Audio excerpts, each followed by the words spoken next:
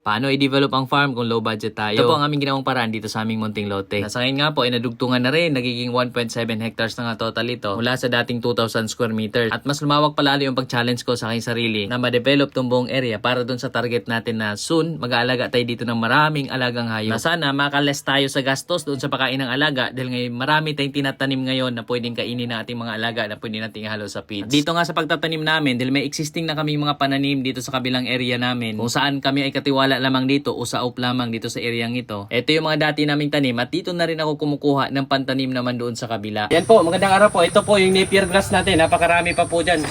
Kuha pa din tayo dyan. Dagdagan natin konti ito. Napakarami. Nakakainggan nyo pong manghuha dito. So mga ganito kalaki, mga pantanim na stage po ito. Kasi ganyan na sila tatangkad. Ang mga pakain ng alaga, yan yung medyo hindi pa ganito kagulang. Yung medyo bata-bata pa ito. Mga ganyan. Tapos pagka ganito, dapat harbisan natin lagi para hindi na siya lumaki pa ng ganito ka lalaki. No, kasi ito, pantanim stage na ito eh. Ayan po. Ayan. So ang kinukuha naman natin ngayon is for pantanim natin sa lote. Para future nga po, meron tayong source ng alaga, pakain ng alaga kung doon tayo sa kanila.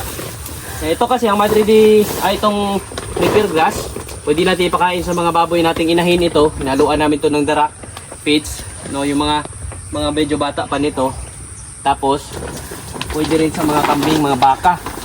Marami ang pwede natin mabigyan yan. So yan, dito naman yung pinaka matatangkad natin ng mga Madre de Agua.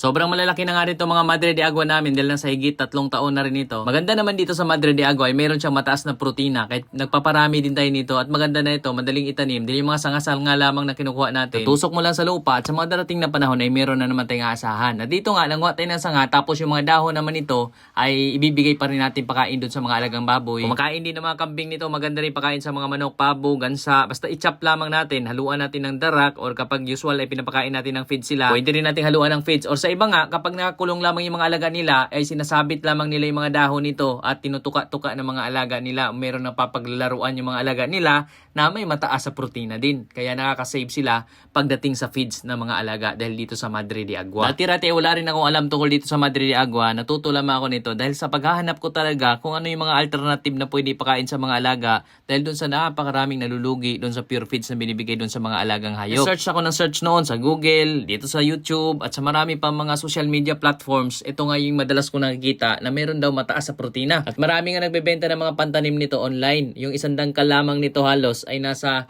5 pesos, 10 pesos na. Tapos pinapadala naman nila yan sa LBC or JNT. At itong lokasyon natin ay dito pa ito sa Mindanao, sa Zamboanga del Norte. Pero itong ating pinantanim nito ay galing pa sa iba-ibang lugar. Dati ay nag-order tayo sa Novaliches, Quezon City. Nag-order rin tayo doon sa May Tarlac. At sa paghahangad nga na magkaroon tayo ng sustainable na farming at hindi tayo malulugi, ay ganun yung ginagawa natin nga kahit nga mula sa malalayo pa ito ay talagang ginrab natin yung opportunity para magkaroon at maparami itong Madre de Agua. At sa ngayon nga marami na, lumalaki na, may mga puno na tayo ng Madre de Agua. Paparami naman lalo ngayon ang ating target nito. At tamang-tama din dahil meron mga lupang pautang dito sa amin, hulugan. So nakakuha naman tayo ng lokasyon din at doon naman habang naghuhulog tayo ay tatamnan na rin natin nito para pagdating ng panahon na tapos na nating bayaran ay may mga makukuha na rin tayong malalaki na. Ang maganda rin naman doon sa hinulugan natin para tayo nagre-renta na pagdating ng panahon ay mapapasa atin din. Dahil sa ngayon, habang nag-umpisa na rin kami na maghulog monthly doon sa lupa, ay pwede na rin naming i-develop, pwede na naming umpisahan yung mga projects na gusto naming gawin. Yun yung pinakamalaking advantage din na pinagpasalamat natin kay Lord na nagkaroon tayo ng ganitong opportunity na magkaroon ng sariling area na matatawag natin sa future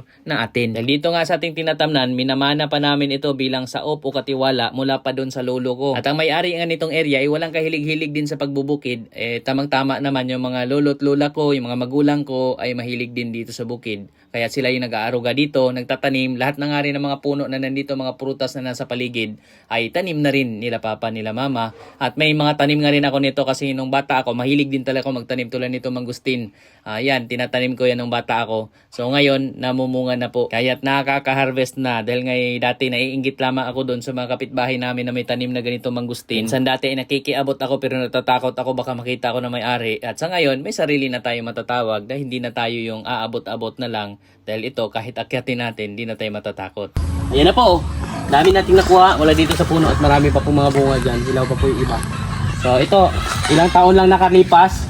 Nung maliit pala ako, nung tinanim natin to. Ngayon po, tayo na yung umaakyat.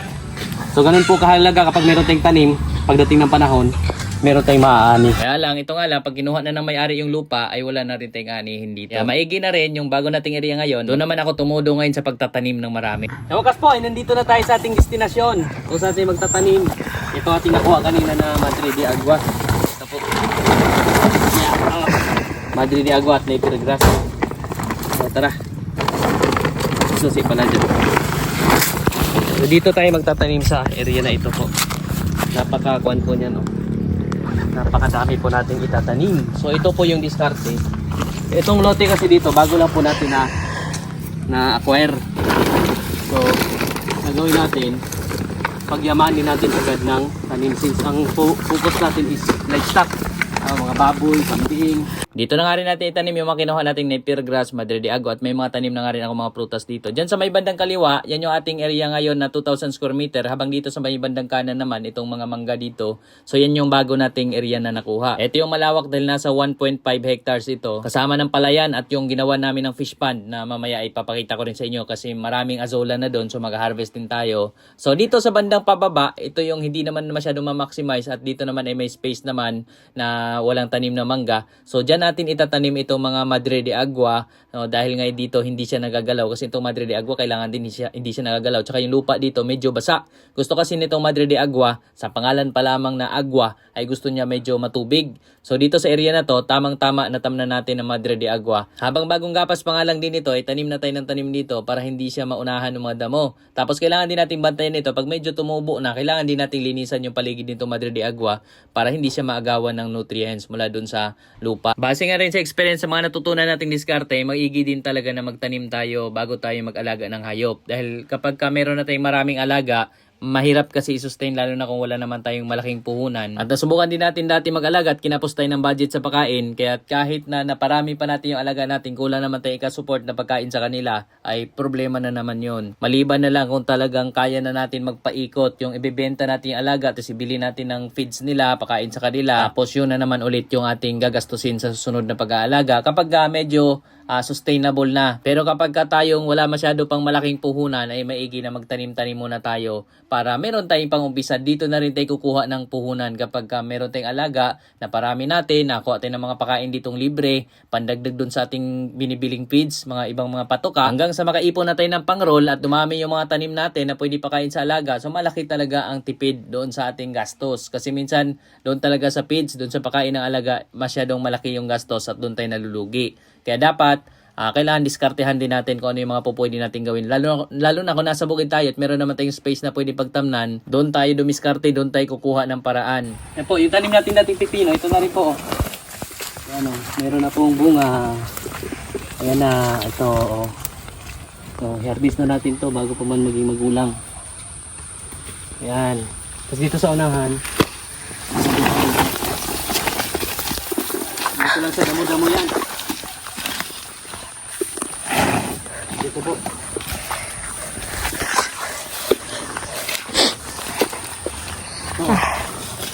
Oh. Yes, one. Kuhan natin. Ayan, may dalawa natin pipino. May sumusunod pa, mga bulaklak. Oh. Maliit pa. Tuyo na. Okay na yan. Ayan po, itong tira naman, ito yung Napier grass. Ito naman yung tatanim natin dito.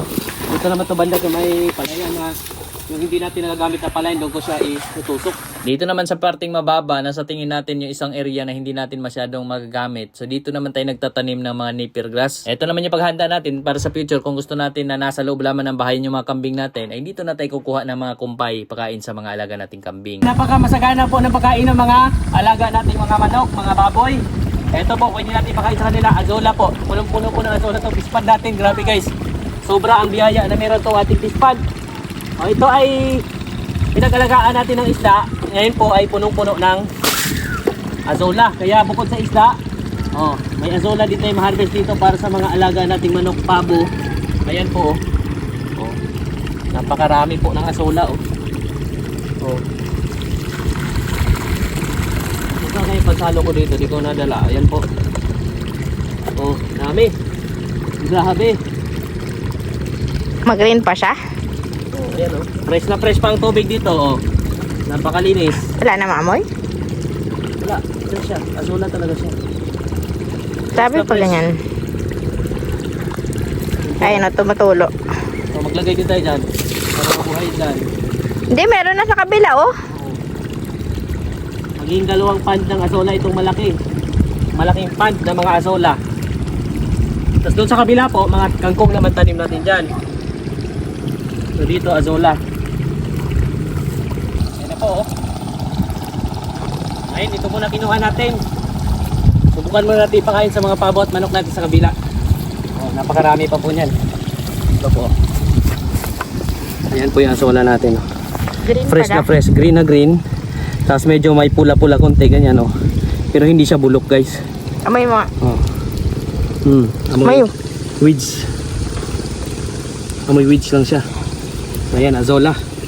Yan guys, yung ating ampalaya. Dagdagan natin siya ng niya, gapangan. Para mas maluwang ang kanyang gapangan. Magbunga siya ng marami. At makuha tayo ng maraming gulay. Yan po. Tawapin natin ang ating gapangan ng ampalaya. meron ka na rin. Yan, may bunga na oh. Okra oh. Tsaka may okra po tayo dito. Ganyan lang po sa bukit. Naubos mo na yung mga pantanim mo. May natira pa no. Meron pa sa talan. Dahil kasi nakikita siya malinis. Ay buhay na Madre de Agua mong tinanim mo. Didi. Ay oh. Oh, yan, nabubuhay pala dito pa. Uy, mga nauna natin tinanim na Madre de Agua po. Buhay na rin. Ayan. Meron pa yan ang kama dito iba. Ito, buhay din pala eh. Ay. Ano rin. Ayusin lang natin ganyan. Ganun sa paggawa. Ayan, petsa ay petsay. Yay! Okra! Okra. Yung petsay dito, halika. Oh. Ay, pitay mo tayo pa yan. Okay lang yun. Ayun, oh, dito. Dami buhay. Didi. Kaya, Ano buhay pala eh. kaya nga, gagamasan lang. Wala, tingnan mo. Nilinis ko lang. Napaghila ko.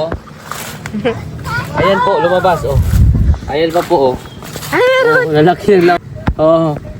Yan yung mga kamote dito guys. Nilinis ko lang, ayan oh.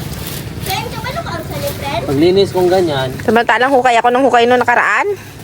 nabunot Papa ka Jake, agad. pwede hindi kami magbunlay. Yan na lang kuhaan namin. Ako na bayad. At least hindi kain. Pili lang. Kunin mo pa. Pajid. Kunin mo para makita yung mukha mo. Hindi naman ako ano. Galing. Okay. Okay na yan. 45 seconds. Doon siya na tatanggal. Ipapalitan mo na ito? Hindi. Sinabihan ko, tinanggal ko lang yun sa pinya para yung pinya makatubo. Nagbanta lang, hindi ko sila nahukay noong nakaraan. Guys, tingnan nyo to. Ganun ka. Oh. Alam mo?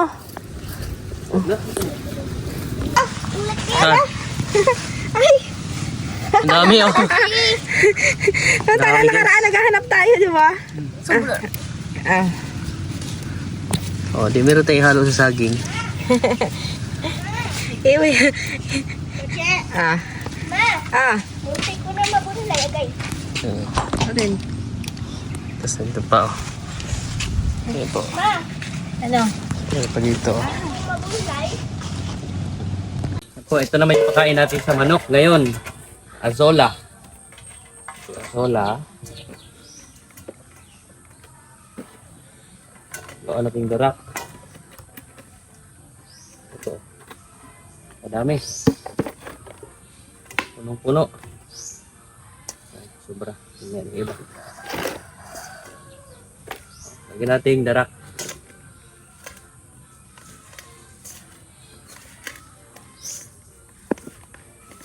Larak ng palay.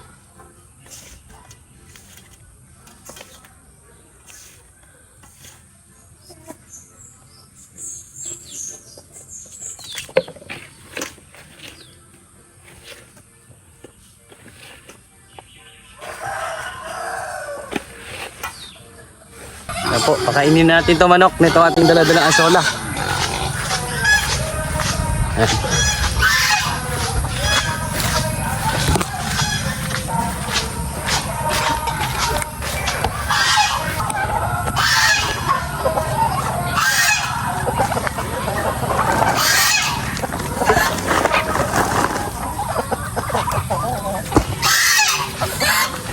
Ang mga manok na dito naghihintay. Sila muna ang makaka-avail.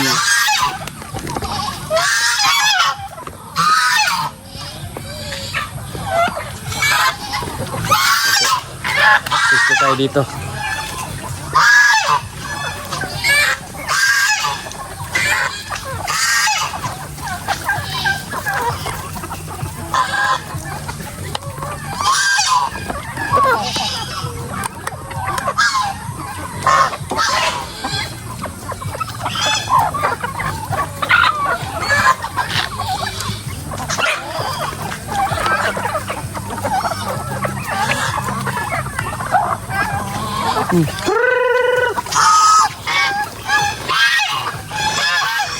Natin.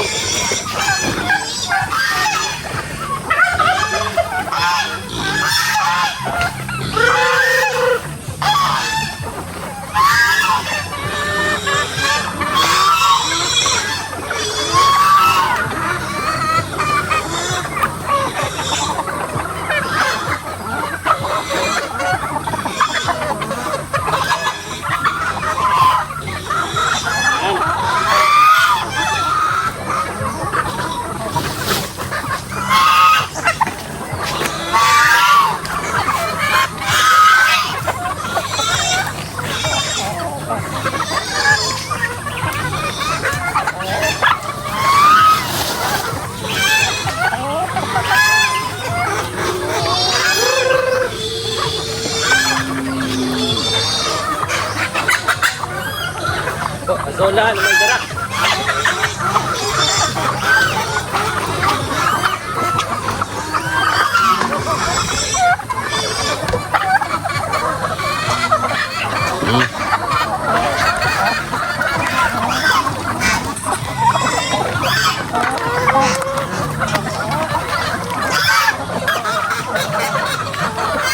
Ang gutom, kumakain. Yung busog, hindi kumakain. Ayan o.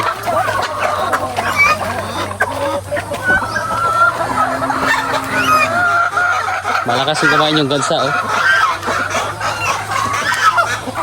Ayan. Libreng pakain sa alaga, azola.